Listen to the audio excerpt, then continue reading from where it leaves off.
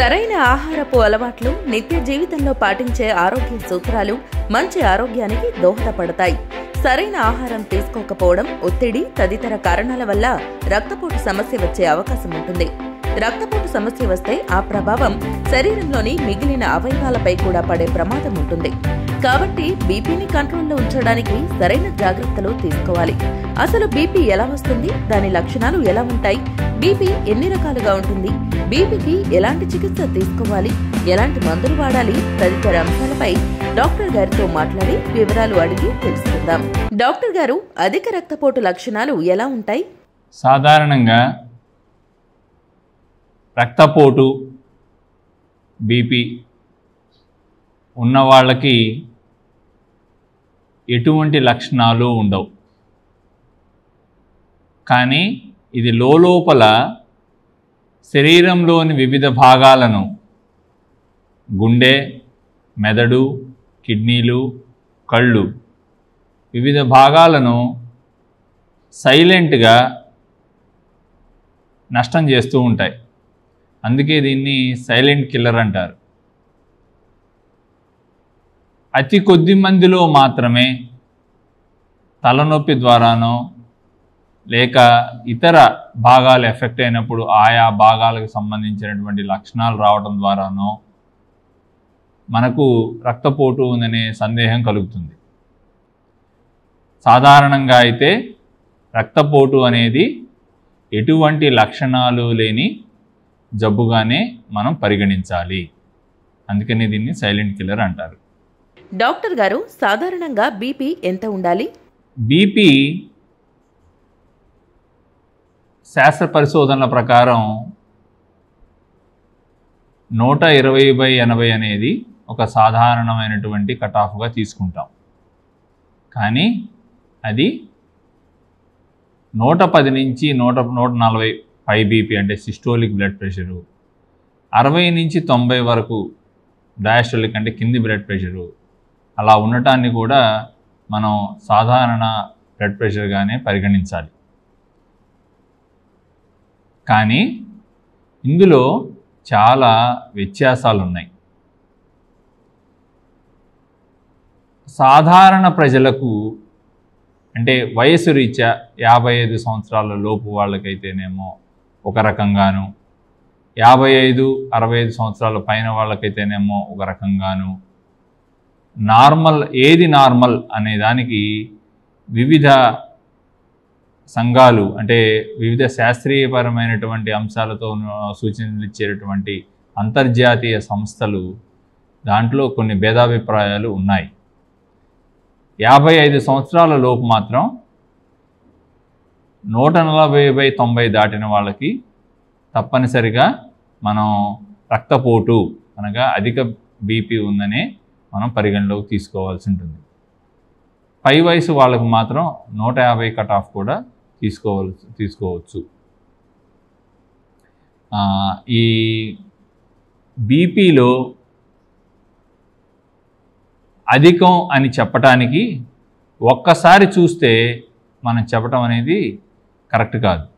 ఎందుకంటే మనిషి హాస్పిటల్కి వచ్చినప్పుడు, లేకపోతే ఇంకేదైనా ఒత్తిడి ఉన్నప్పుడు, లేదా శారీరక శ్రమ చేసిన తర్వాతనో వాళ్ళకి సహజంగా కొంచెం హెచ్చుతగ్గులు ఉంటూ ఉంటాయి. ఎందుకంటే బీపీ అనేది ఎప్పుడూ కూడా ఒక స్టాటిక్, ఒక వస్తువులాగా ఉండదు. అది మార్పు చేర్పులకు లోనవుతూ ఉంటుంది. శరీరంలో యొక్క మార్పు చేర్పులకు ఎప్పుడూ ప్రతిసారి మారుతూ ఉంటుంది. ఆ మార్పు చేర్పులు అనేవి సహజం. కాబట్టి మనం ఈ నార్మల్ బ్లడ్ ప్రెషర్ అనేది డిసైడ్ చేసుకొని దాంట్లో నుంచి ఏ పేషెంట్కి బీపీ ఉందని, అధిక రక్తపోటు ఉందని చెప్పాలో దానికి ముందుగా మనం చూసేటప్పుడు తీసుకోవాల్సిన జాగ్రత్తలు ఏంటంటే, పేషెంట్ ఆసుపత్రికి వచ్చినప్పుడు కానీ లేదా ఇంటి దగ్గర ఉన్నప్పుడు కానీ బీపీ చూసే ముందు 2 గంటల ముందు ఏమైనా సిగరెట్ లాంటి ధూమపానం ఏమైనా చేశారా, కూల్ డ్రింకులు, కాఫీ, టీలు, మందు, ఆల్కహాల్ లాంటివి ఏమైనా తీసుకున్నారా అనేది కనుక్కోవాలి. అవి కనుక తీసుకొని ఉన్నట్లయితే వాళ్ళకి బీపీ అప్పుడు చూడటం ఆపేసి ఒక 2 నుంచి 4 గంటల తర్వాత చూడటం మంచిది. ఆహారం కూడా అంతే. 2 గంటలు ఇప్పుడే ఆహారం తిన్న వెంటనే మనం బీపీ చూడటం అనేది కరెక్ట్. అది కూడా మొదటిసారి చూడటం అనేది కరెక్ట్ కాదు. ఎందుకంటే మొదటిసారి మనం నార్మల్ బ్లడ్ ప్రెషర్ ఉందా, లేకపోతే వీళ్ళకి అధిక రక్తపోటు ఉన్నదా, అధిక బీపీ ఉన్నదా అని మనం వాళ్ళకి చెప్పాలి. కాబట్టి అలా చెప్పేటప్పుడు చాలా జాగ్రత్తలు పాటించాల్సి ఉంటుంది. అందులో ముందుగా కనుక్కోవాల్సింది పేషెంట్ ప్రశాంతంగా కూర్చోవాలి. ఆ కూర్చున్న తర్వాత మనం వాళ్ళని 2 గంటల ముందే 2 గంటల లోపు ఏమైనా టీ కాఫీ లాంటివి లేకపోతే సిగరెట్ కానీ ఇంకేదైనా ధూమపానం చేస్తున్నారా లేదా ఆల్కహాల్ లాంటివి తీసుకున్నారా లేదా అని కనుక్కోవాలి. ఎందుకంటే ఈ వస్తువులు లేదా ఆందోళన ఉన్నప్పుడు కూడా బీపీ పెరుగుతూ ఉంటుంది. అందుకని మనం 120/80 లేదు అని ఒక్కసారి చూసేసి వాళ్ళకి వెంటనే మందులు పెట్టడం అనేది కరెక్ట్ కాదు. డాక్టర్ గారు, కొంతమందిలో లో బీపీ ఉందంటారు. లో బీపీ అంటే ఏంటి? ఇప్పుడు సాధారణంగా ఆసుపత్రికి వచ్చేవాళ్ళు కొద్దిమంది మాకు లో బీపీ ఉందని, నీరసం వస్తుందని చెప్తూ ఉంటారు. ఇందులో వైద్య పరిభాషలో లో బీపీ వేరు, సాధారణ ప్రజానీకం మాట్లాడుకునే భాష వేరు. వైద్య పరిభాషలో లో బీపీ అంటే సిస్టోలిక్ బ్లడ్ ప్రెషర్, అంటే పై బీపీ అంటాం. పై బీపీ 90 కన్నా తక్కువగా ఉన్నప్పుడు దాన్ని లో బీపీ అని, కింద బీపీ అంటే డయాస్టోలిక్ బ్లడ్ ప్రెషరు 60 కన్నా తక్కువగా ఉన్నప్పుడు దాన్ని లో బీపీ అని అంటాం. అనేది వైద్య పరిభాషలో దాన్ని లో బ్లడ్ ప్రెషర్ అంటాం. పేషెంట్ ఇస్ హైపోటెన్షన్ అంటాం. సాధారణ ప్రజానీకం మాట్లాడేటప్పుడు చాలాసార్లు ఈ 120/80 అనే అంకెని పట్టుకొని దానికన్నా తక్కువ ఉన్న ప్రతిదాన్ని కూడా లో బీపీగా పరిగణిస్తూ అదొక వ్యవహారిక మాటలాగా తయారైంది. బీపీ అనేది అందరికీ ఒకే రకంగా ఉండదు. మనిషి యొక్క శారీరక తీరును బట్టి సన్నగా పొట్టిగా ఉండే వాళ్ళకి బీపీ తక్కువ ఉంటుంది. బాగా లావుగా ఎత్తుగా ఉండే వాళ్ళకి బీపీ కొంచెం హయ్యర్ సైడ్ ఉంటుంది, ఎక్కువగా ఉంటుంది. అది వాళ్ళ శారీరక పరిమాణాన్ని బట్టి, తీరుతెన్నులను బట్టి, మరి జన్యుపరంగాను మరి కుటుంబంలో వచ్చేగాను ఆహార పదార్థాలను కొంత మార్పు చేర్పులు జరుగుతూ ఉంటాయి.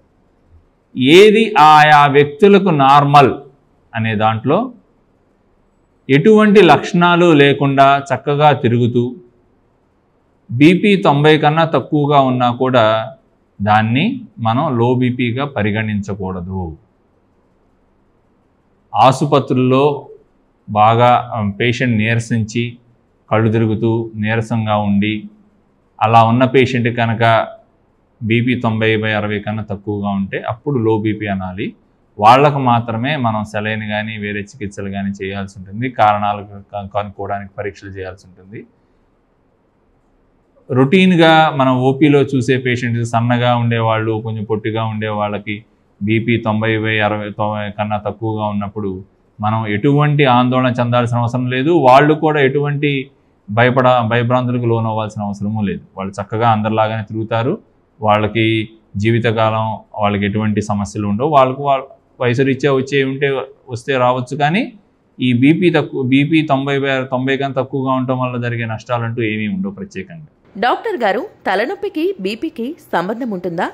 బీపీకి తలనొప్పికి కొద్దిపాటి సంబంధమే ఉందండి. ఎందుకంటే కొద్దిమందికి బీపీ 220 ఉన్నప్పుడు కూడా తలనొప్పి లేకుండా ఉండటము, కొద్దిమందికి 150 ఉన్నప్పుడు కూడా తలనొప్పి రావటము, ఇలా రకరకాలుగా వ్యక్తుల యొక్క తీరుతెన్నులను బట్టి ఆయా లక్షణం మారుతూ ఉంటుంది.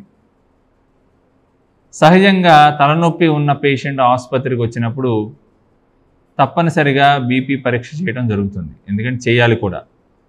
ఎందుకంటే కొద్దిమందిలో పై బీపీ 160 దాటిన తర్వాత తలనొప్పి వస్తుంటుంది. కాబట్టి వాళ్ళకి ఆ పరీక్ష చేయటం అనేది, బీపీ చెక్ చేయడం అనేది సబబు. తలనొప్పి ఉన్న అందరికీ బీపీ ఎక్కువ ఉండటం అనేది అయితే ఉండదు. అలాగని బీపీ ఎక్కువ ఉన్న అందరికీ తలనొప్పి ఉండటం అంటూ ఉండదు. ఆసుపత్రికి వచ్చినప్పుడు మీరు ఇళ్ళ దగ్గర కూడా బీపీ చూసుకోవడానికి తలనొప్పి వచ్చినప్పుడు మీకు ఏదైనా సందేహం ఉంటే బీపీ చూసుకోండి. 160, 140, 150, 160 అట్ట లోపు ఉన్నప్పుడు అంత కంగారు పడాల్సిన అవసరం లేదు. ఎందుకంటే ఆందోళన ఉన్నప్పుడు కూడా ఒక 20 పాయింట్లు పెరగటం, పై బీపీ పెరగటం, కిందతో 10-15 పాయింట్లు పెరగటం అనేది సర్వసాధారణమైన విషయం. తర్వాత తలనొప్పికి తగ్గిన తర్వాత మరలా చెక్ చేసుకుంటే కానీ దానికి ఆ స్పష్టత రాదు. డాక్టర్ గారు, డిజిటల్ బీపీ మిషన్తో చూసే బీపీ కరెక్టేనా? ఇప్పుడు ఒకప్పుడు బీపీ చెక్ చేయడం అనేది మెర్కురీతో చూసేటటువంటి స్పిగ్మోమానోమీటర్తోనే చూడటం అనేది జరుగుతుంది. మీరు ఏ హాస్పిటల్కి వెళ్ళినా కూడా ఒకప్పుడు పొడవాటివి బీపీ మిషన్లే ఉండేవి. అవే స్టాండర్డ్గా తీసుకోవడం జరిగింది. ఇప్పుడు చాలా సంవత్సరాలు ప్రపంచంలో అన్ని దేశాల్లోనూ అదే ప్రామాణికమైనగా పరిగణలోకి తీసుకున్నారు. గడిచిన కొన్ని సంవత్సరాలుగా అంతర్జాతీయ సంస్థల్లో కూడా దీనిపై ఒక భిన్నమైన అభిప్రాయం వస్తూ ఎలక్ట్రానిక్లో యాక్యురసీ పెరగటము, ప్రెసిషన్ పెరగటము, దీంతో ఎలక్ట్రానిక్ బీపీ ఆపరేటర్స్లు కూడా వ్యాలిడేషన్ చేయటము, వాటికి యాక్యురసీస్ బాగున్నాయని అవి కూడా హాస్పిటల్లో వాడటం అనేది బాగా పెరిగింది. అమెరికన్ హార్ట్ అసోసియేషన్ కూడా దీన్ని రికమెండ్ చేస్తుంది. అయితే ఇదంతా కూడా ఆయా కంపెనీల యొక్క స్టాండర్డైజేషన్ ఆధారంగాను, ఆయా కంపెనీలు ఎంతటి చక్కటి మిషనరీను టెక్నాలజీని వాడుతున్నాయి, మనం కూడా దాన్ని ఎలా మెయింటెనెన్స్ సరిగా చేస్తున్నామా లేదా అనేది చూసుకోవాలి. ఎందుకంటే బ్యాటరీ ఆపరేటెడ్ ఎక్కువ ఉంటాయి, కొన్ని కరెంట్కి డైరెక్ట్గా ప్లగ్ కనెక్ట్ చేసేవి కూడా ఉన్నాయి. సో వాటి యొక్క తీరుతెన్నులను బట్టి మనం చూసుకోవాలి. కొన్ని కంపెనీస్ మాత్రం చాలా ఎక్సలెంట్గా పనిచేస్తున్నాయి. అవి మన స్పిగ్మోమానోమీటర్తో చూసినా వాటితో చూసినా కూడా 1-2 mm కన్నా కూడా 1-2 పాయింట్ల కన్నా కూడా పెద్ద వ్యత్యాసం ఏం లేదు. చక్కగా ఎలక్ట్రానిక్ మిషన్స్ కూడా చక్కగా పనిచేస్తున్నాయి. కానీ అమెరికన్ హార్ట్ అసోసియేషను లేకపోతే బ్రిటిష్ హైపర్టెన్షన్ సొసైటీయో అలాంటి ఆర్గనైజేషన్స్ వాటి యొక్క వ్యాలిడేషన్ని చూసాయా లేదా అనేది చేసాయా లేదా అనేది మనం పరిశీలించిన తర్వాతనే ఎలక్ట్రానిక్ బీపీ మిషన్ కొనుక్కోవడం మంచిదని నా అభిప్రాయం.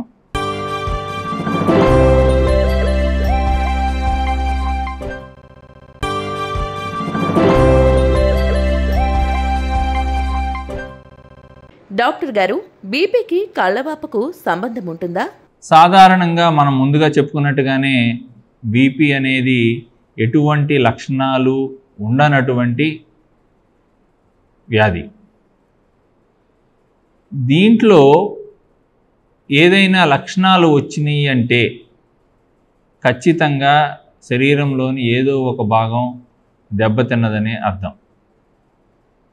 ఏదో ఒక భాగం, అది కిడ్నీ. ఇప్పుడు బీపీ ఉన్న పేషెంట్కి కాళ్ళవాపులు వస్తే గుండె సమస్య వచ్చి హార్ట్ ఫెయిల్ అయ్యి కాళ్ళవాపులు రావచ్చు. కిడ్నీలో నుంచి ప్రోటీన్ పోతూ అది డ్యామేజ్ అవటం వల్ల శరీరంలో నీరుండి కాళ్ళవాపులు రావచ్చు. అదేవిధంగా కొన్ని బీపీకి వాడే కొన్ని మాత్రల వల్ల కూడా కాళ్ళవాపులు వచ్చే అవకాశం ఉంది.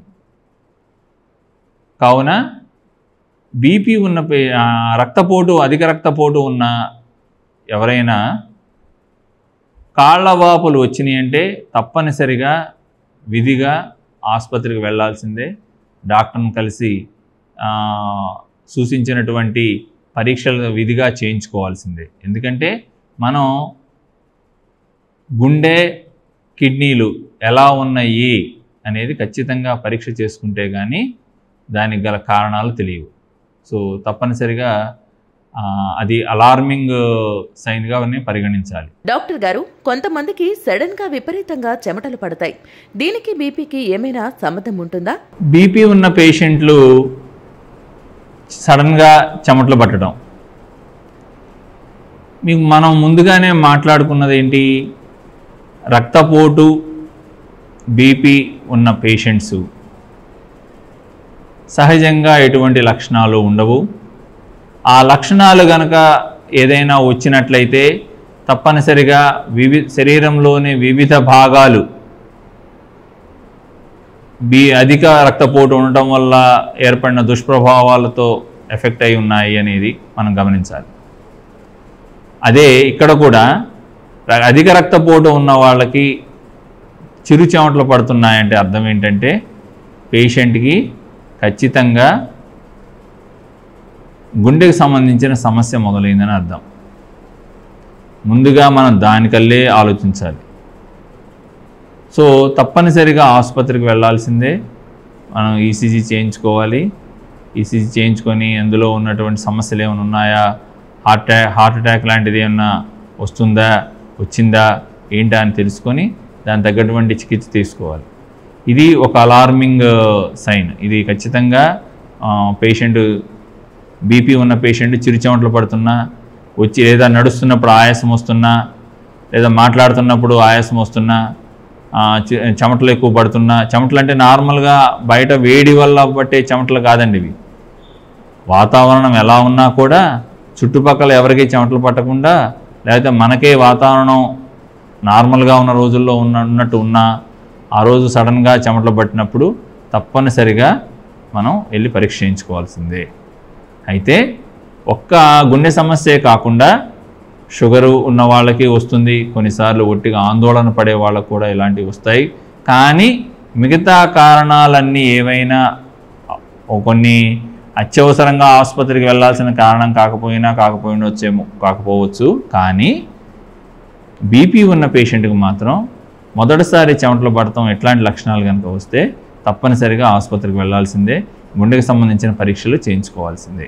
డాక్టర్ గారు, బీపీకి ఎప్పుడు మందులు వాడాలి? బీపీకి మందులు వాడే ముందుగా అసలు మనకు బీపీ ఉందా లేదా అని నిర్ధారించుకోవాలి. ఎందుకంటే బీపీ ఒకసారి అధిక రక్తపోటు అని ఉంది అనేది మనం నిర్ధారించుకున్న తర్వాత మందులు అనేవి జీవితాంతం వాడవలసి ఉంటుంది. కాబట్టి నిర్ధారించుకునేటప్పుడు జాగ్రత్తగా కొన్ని జాగ్రత్తలు తీసుకొని నిర్ధారించుకోవాలి. అందులో ఏంటంటే మనం ఇంతకు ముందుగా చెప్పుకున్నట్టుగానే బీపీ చూసేటప్పుడు పేషెంట్ ప్రశాంతంగా కూర్చొని ఒక 10 నిమిషాలు పావు గంట ప్రశాంతంగా కూర్చొని సెల్ ఫోన్ ఏం మాట్లాడకుండా, సెల్ ఫోన్ చూడకుండా, టీవీ చూడకుండా ప్రశాంతంగా కూర్చొని అప్పుడు చేతికి బీపీ చూడాలి. ఆ చూడటానికి కనీసం 2 గంటల ముందు నుంచి పేషెంటు టీ కానీ, కాఫీ కానీ, ఐస్ క్రీమ్ లాంటివి కానీ, ఆల్కహాలు, ఆహారము ఇవేవి తీసుకొని ఉండకూడదు. కనీసం 2 గంటల వ్యత్యాసం, ముఖ్యంగా స్మోకింగ్, వీటితో 2 గంటల వ్యత్యాసం. ఎందుకంటే ఇవన్నీ కూడా బీపీని పెంచుతాయి కొన్నిసార్లు. సో అవి ఉండకూడదు. అవి లేకుండా ఉన్నప్పుడు బీపీ చూస్తాం. బీపీ మొదటిసారి చూసినప్పుడు కనుక 140/90 కన్నా ఎక్కువగా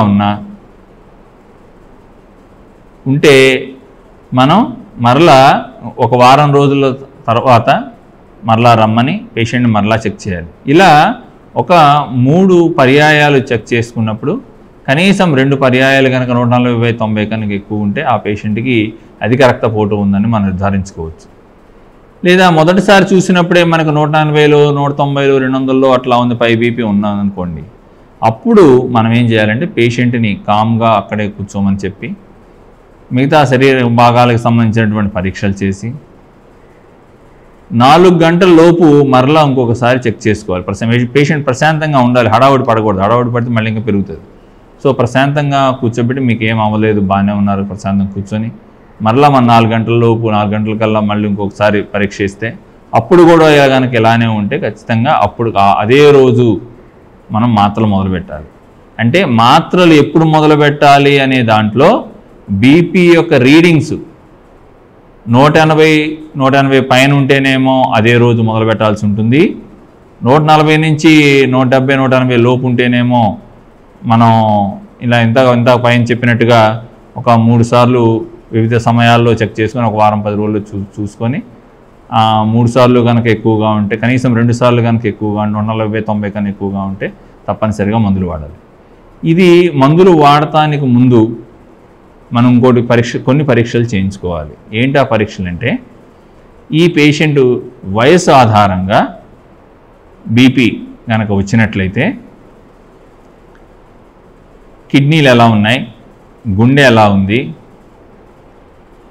దాని తర్వాత కళ్ళు ఎలా ఉన్నాయి, కంటిలో ఉండేటువంటి రెటీనా ఎలా ఉంది అని ఇవి కనీస పరీక్షలు చేయాలి.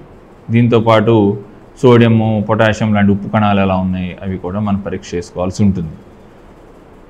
కొలెస్ట్రాల్ ఎలా ఉంది, ఇవి సాధారణ పరీక్షలు. ఈ పరీక్షలు అందరూ చేయించుకోవాల్సిందే.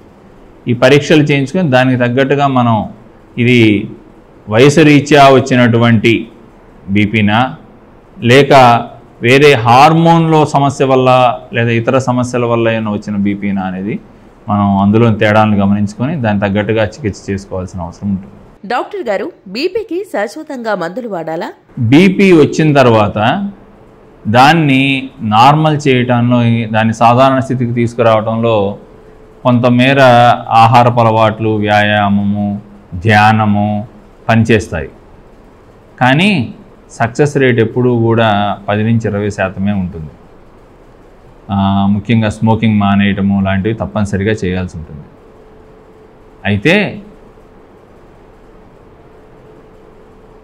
యూజువల్గా బీపీ మానిటర్ చేసుకుంటూ, బీపీ వారానికి ఒకసారి అట్లా చూసుకుంటూ కనుక మనం చేసుకున్నట్లయితే హైపర్ టెన్షన్ వచ్చిన పేషెంటు ఎక్కువ మంది జీవితకాలం మందులు వాడాల్సి ఉంటుంది.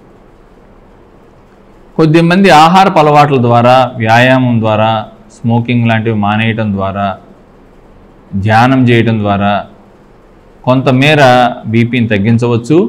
బోర్డర్ లైన్లో ఉన్నవాళ్ళు, ఉదాహరణకు 160 అట్లా ఉన్నవాళ్ళు చక్కగా బీపీని కూడా తగ్గించుకోవచ్చు. అధిక బరువు ఉన్నవాళ్ళు, అబ్స్ట్రక్టివ్ స్లీప్ యాప్నియా లాంటి గురకు వచ్చేవాళ్ళు, వాళ్ళందరూ కూడా బరువు తగ్గించుకోవడము, లేకపోతే నైటు NIV మాస్క్ లాంటి వెంటిలేటర్ పెట్టుకోవడం లాంటివి చేస్తే, అలా వాళ్ళకి కొద్దిమంది సెక్షన్కు మాత్రం వాళ్ళు స్ట్రిక్ట్గా జాగ్రత్తలు, నివారణ చర్యలు పాటించినప్పుడు బీపీ మాత్రలు అవసరం ఉండకపోవచ్చు. కానీ మెజారిటీ ప్రజలకు మాత్రం బీపీ అంటూ డయాగ్నోస్ అయిన తర్వాత మనం తప్పనిసరిగా మందులు జీవితకాలం వాడాల్సి ఉంటుంది.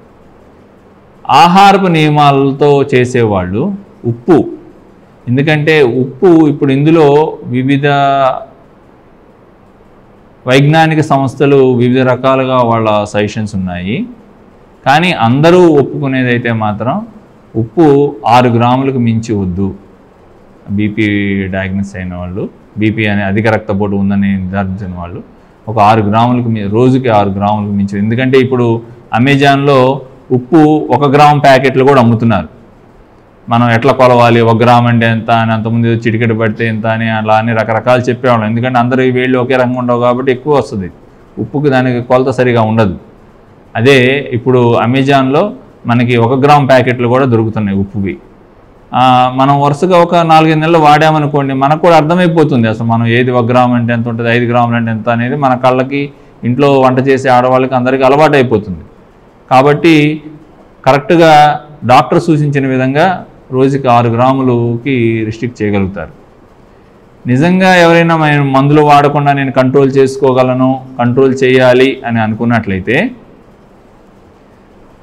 ఫ్రూట్స్ కనీసము 500 నుంచి 700 గ్రాములు, అరకిలో పైన, అరకిలో నుంచి 30 కిలో ఫ్రూట్స్ రోజుకి, సాల్ట్ రిస్ట్రిక్ట్ చేయటము, వ్యాయామం చేయటము, ముఖ్యంగా ఐసోమెట్రిక్ ఎక్సర్సైజెస్ అంటే డంబెల్స్ పెట్టి, స్ట్రెచ్ బ్యాండ్స్ పెట్టి, వీటి పెట్టి కండ గట్టిపడటానికి తగినటువంటివి ఎక్సర్సైజ్ చేయటము, ధ్యానం రోజుకి 30 గంట ధ్యానం చేస్తే చాలా చక్కగా బీపీ కంట్రోల్ అవుతుంది. వాళ్ళు ఆ విధంగా ప్రయత్నం చేయొచ్చు. ప్రయత్నం చేస్తే సఫలీకృతమైన వాళ్ళు ఉన్నారు. సఫలీకృతం అయినా కూడా మనం అడపదడప బీపీ చెక్ చేసుకుంటూనే ఉండాలి. ఎందుకంటే కొన్నిసార్లు తగ్గినట్టు తగ్గి అది మరలా పెరుగుతుంటుంది సడన్గా. కాబట్టి దానిలో మన జాగ్రత్తలు పాటించాల్సి ఉంటుంది. ఈ జాగ్రత్తలు ఇంత స్ట్రిక్ట్గా చేయలేని వాళ్ళు ఎక్కువ మంది ప్రజలు చేయలేరు. 1-2 చేస్తుంటారు. సో అందరూ కూడా మనసుకు చెప్పుకోవాల్సింది ఏంటంటే మనం బిళ్ళలు వాడాలి. ఎందుకంటే బిళ్ళలు వాడుతూ ఏదైనా చేసుకోవచ్చు, జాగ్రత్తలు చర్యలు తీసుకోవచ్చు. కానీ శాశ్వతంగా వాడాల్సిన అవసరం ఉంటుందని మాత్రం మనం గ్రహించడం మంచిది. డాక్టర్ గారు, కళ్ళు తిరగడానికి బీపీకి ఏమైనా సంబంధం ఉంటుందా? మనం ముందుగానే చెప్పుకున్నట్టుగా బీపీ అనేది ఎటువంటి లక్షణాలు లేనటువంటి వ్యాధి. ఇందులో బీపీ ఉన్న పేషెంట్కి కళ్ళు తిరగటం అంటూ ఉంటే ఖచ్చితంగా అది మనం హాస్పిటల్కి వెళ్ళవలసిన కండిషన్లే అవుతాయి యూజువల్గా. అవి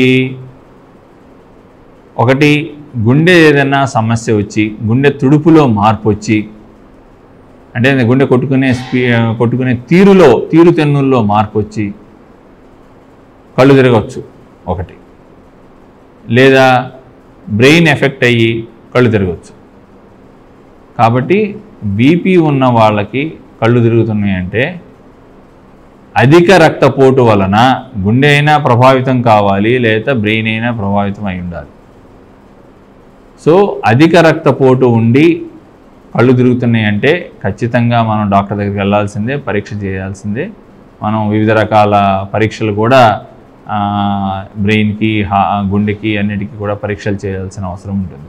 అది తప్పనిసరిగా మనం ఆసుపత్రికి వెళ్ళవలసినటువంటి లక్షణమే.